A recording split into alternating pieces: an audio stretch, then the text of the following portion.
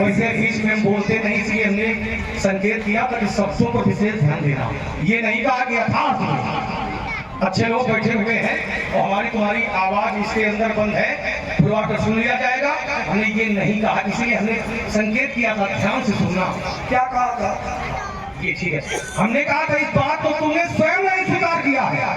अगर विश्वास तो ऐसा है, ये सत्य नहीं करोगे। एक शब्द दे रहा हूँ और ये बहुत लोगों से की गई है। अब यथार्थ में क्या वो बराबर है?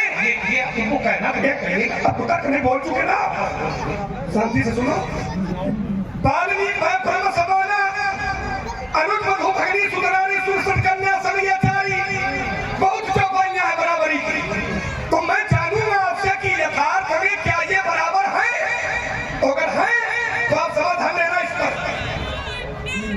क्योंकि यथार्थ में बराबर नहीं होता है कोई। समझिए पंडित जी, यथार्थ में कोई बराबर नहीं होता है। अच्छा, और एक कारण है, बराबरी का जो मापदंड होता है वो पूरे गुणधर्म नहीं होता है। बराबरी का अगर किसी की बराबरी किसी से करनी है तो उसका पूरे गुणधर्म नहीं लिए जाते। अगर एक गुण भी मिल जाता है, एक धर्म भी मिल जाता है, तो उस गुण के आधार पर उसकी बराबरी कर दी जाती है। जैसे उदाहरण दे रहा है, परशुराम जी की बराबरी दो जगह से हुई किसी मानस में। कहां से? तो एक तो पंक्ति है, शीश जटा शशि बदन सुहावा। परशुराम जी के शीश पर जटाएं और शशि माने चंद्रमा और बदन माने मुख और सुहावा माने सुंदर। तो चंद्रमा का कौन वाला गुण दिया गया? चंद्रमा का कौन सा गुण है? सुंदरता का। चंद्रमा के पूरे गुण नहीं लिए गए कि चंद्रमा अवगुणी है, इससे बराबरी नहीं हुई। चंद्रमा कलंकी है, इससे बराबरी नहीं हुई। चंद्रमा दुखदाई है, इससे बराबरी नहीं हुई। कैसे बराबरी हुई? सुंदरता से बराबरी कैसे हुई? सुंदरता से। तो पूरे गुणधर्म स्वामी जी नहीं लिए जाते हैं। पहली बात, एक जगह से मानसकार ने आपकी बराबरी और की है। शास्त्र ने कहा कि वृषभ कंध उर्बाहु विशाला। परशुराम जी के जो कंधे हैं वो वृषभ माने बैल की तरह कंधे हैं। तो बैल के पूरे गुण थोड़ी मिल गए हैं कि बैल के 4 पांव होते हैं, इनके तो 2 ही पांव है। बराबरी करने के लिए एक गुण भी अगर मिल जाता है तो उसकी बराबरी हो जाती है। और रही बात यथार्थ की, तो यथार्थ में कोई बराबर नहीं होगा। जैसे हम बराबरी चौपाई पढ़ेंगे। एक मानसकार ने कहा था, उल्टा नाम जपति जग जाना और बाल्मीकि भय ब्रह्म। बाल्मीकि जी ब्रह्म समाना, ब्रह्म के समान है। यथार्थ में ऐसा हैगा, ब्रह्म के समान महाराज जी कोई नहीं है। ब्रह्म के समान केवल ब्रह्म है, कोई दूसरा नहीं हो सकता है। राम जी के बराबर केवल राम जी है, कोई दूसरा नहीं हो सकता। भरत जी के बराबर केवल भरत जी है, कोई दूसरा नहीं हो सकता।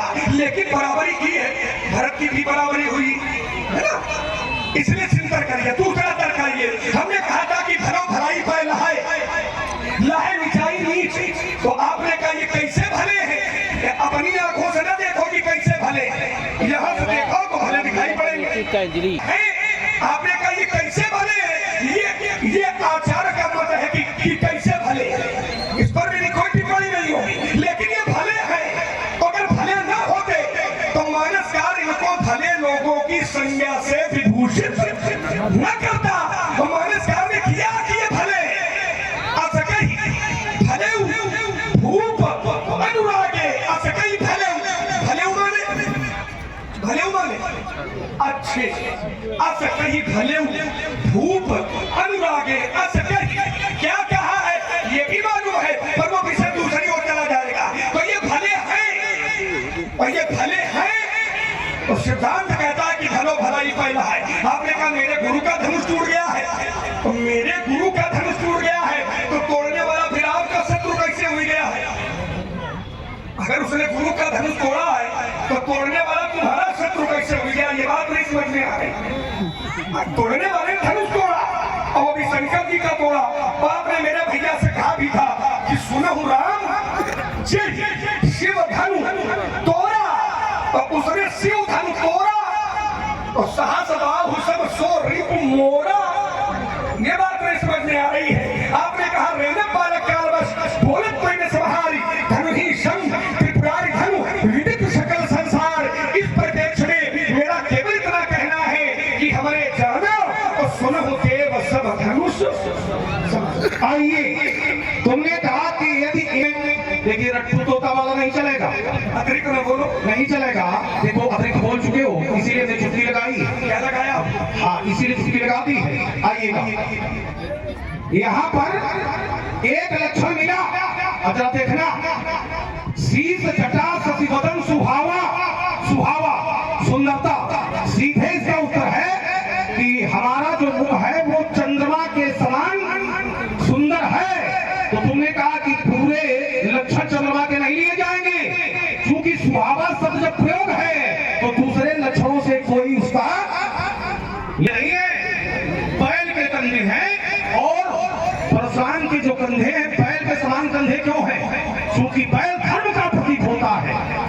इसलिए जो परशुराम के कंधे हैं वो बैल के कंधे होते हैं, पुष्ट सुदृढ़ होते हैं। इसलिए सीधे बताया गया कि जो वृषभ कंध है बैल के कंधे के समान परशुराम के कंधे हैं, तो पूरे तुम कैसे लगे होंगे? पूरे लक्षण तुम बैल के कैसे लगे होंगे जब एक लक्षण सीधे बता दिया गया है और वही तुम्हारे साथ भी है। एक ही लक्षण है, बात जहां की कहां बनी हुई है। बहु धनुही तोरी एक लक्षण है, दूसरा कोई लक्षण नहीं कि सारे लक्षण लिए जाए। तोरी है, तोड़ने से तुमने समानता की है और किसी दूसरे लक्षण और गुण ढंग से नहीं है, मात्र तोड़ने से तुमने समानता की है। बहु धनुही तोरी लड़काई तो एक धन पर ममता के हेतु। और आइए, हमने कहा था पहली बात तो तुमने स्वीकारा कि तुम तो अच्छे हो, भले हो, ठीक, तो समर्थन भले लोगों का होना चाहिए। तो हमने कहा जब इस बात को तुमने स्वीकार कर लिया है कि परशुराम भले हैं और धनु भगवान शंकर का है, भगवान की किसी वस्तु का खंडन करना व्यवहारिक जीवन में चिंतन करिएगा। किसी के पास भी हो, भगवान की वस्तु यदि किसी के पास है तो उसकी पूजा होनी चाहिए कि उसको नष्ट करवा देना चाहिए, पूजा होनी चाहिए।